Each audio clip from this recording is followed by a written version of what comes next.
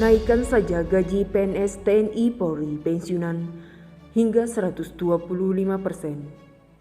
Mantan Menteri Koordinator Bidang Perekonomian Rizal Ramli memberikan solusi kepada pemerintah jika ingin kondisi ekonomi bangkit di tengah terpaan badai pandemi COVID-19. Solusi ini, kata Rizal Ramli, sudah terbukti dilakukan di era kepemimpinan Presiden Gus Dur dan kini juga diterapkan di negara lainnya. Saya baru baca di India tahun ini akan rebound paling cepat dari seluruh negara di Asia. Salah satunya karena pemerintahnya memompa daya beli masyarakat menengah ke bawah, persis yang kami lakukan waktu saya Menko di zaman Gus Dur.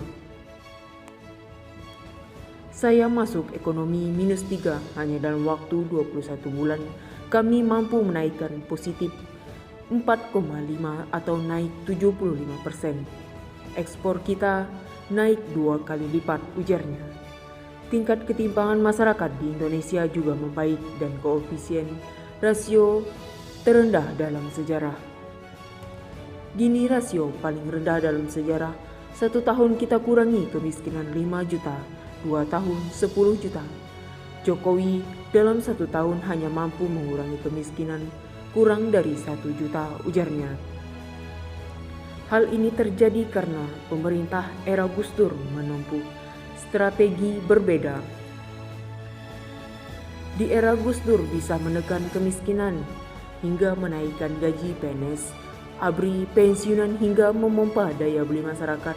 Hal ini pula yakni ditempuh India dan Turki di tengah pandemi COVID-19. Kenapa sih kok bisa beda begitu? Karena strateginya berbeda.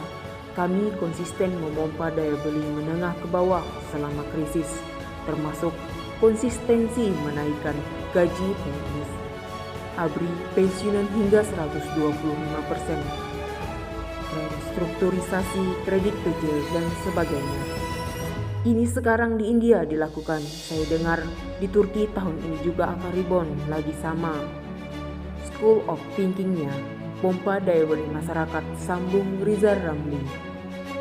Naikkan saja gaji PNS TNI Polri pensiunan hingga 125%.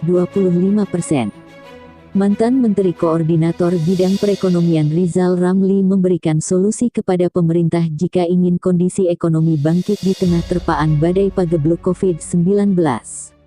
Solusi ini, kata Rizal Ramli, sudah terbukti dilakukan di era kepemimpinan Presiden Abdurrahman Wahid Gus Dur dan kini juga diterapkan negara lainnya.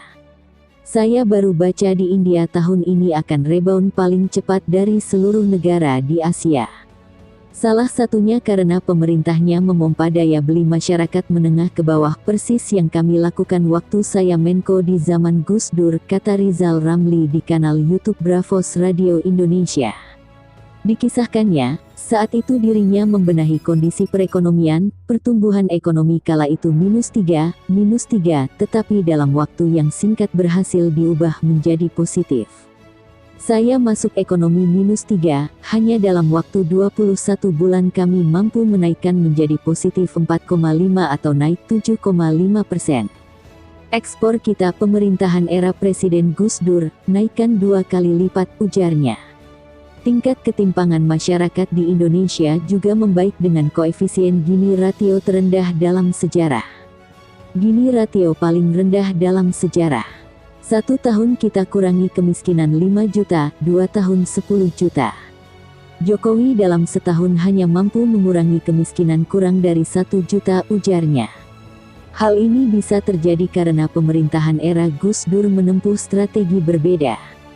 Kenapa sih kok bisa beda gitu? Karena strateginya berbeda. Kami konsisten memompa daya beli menengah ke bawah selama krisis, termasuk konsisten menaikkan gaji PNS, ABRI, pensiunan hingga 125%, restrukturisasi kredit kecil dan sebagainya.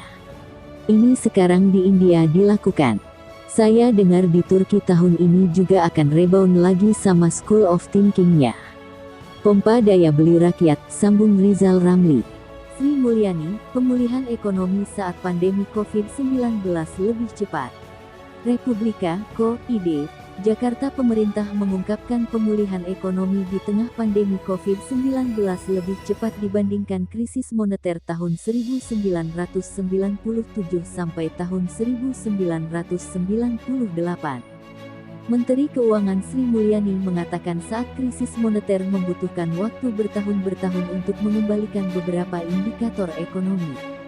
Pandemi ini kita pulihnya jauh lebih cepat dibandingkan waktu Asian Financial Crisis, ujar Sri Mulyani saat webinar BRI Microfinance Outlook 2022, Kamis tanggal 10 Februari tahun 2022.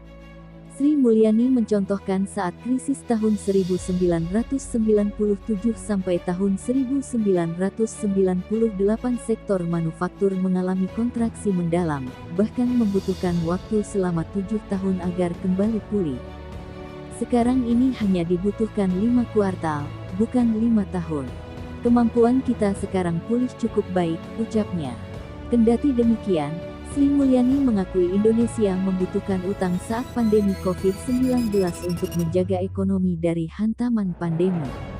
Indonesia tambah 10,8% defisitnya. Apakah ini besar? Ini besar untuk kita karena debt to GDP ratio mendekati 40%, ucapnya. Sri Mulyani membandingkan posisi kenaikan utang Indonesia masih cukup baik.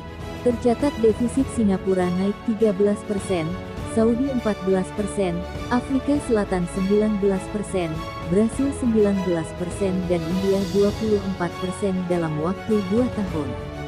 Tapi dibanding negara lain yang defisit lebar lebih di atas 10%, maka kita sadari Indonesia tidak satu-satunya yang melakukan counter cyclical, ucapnya.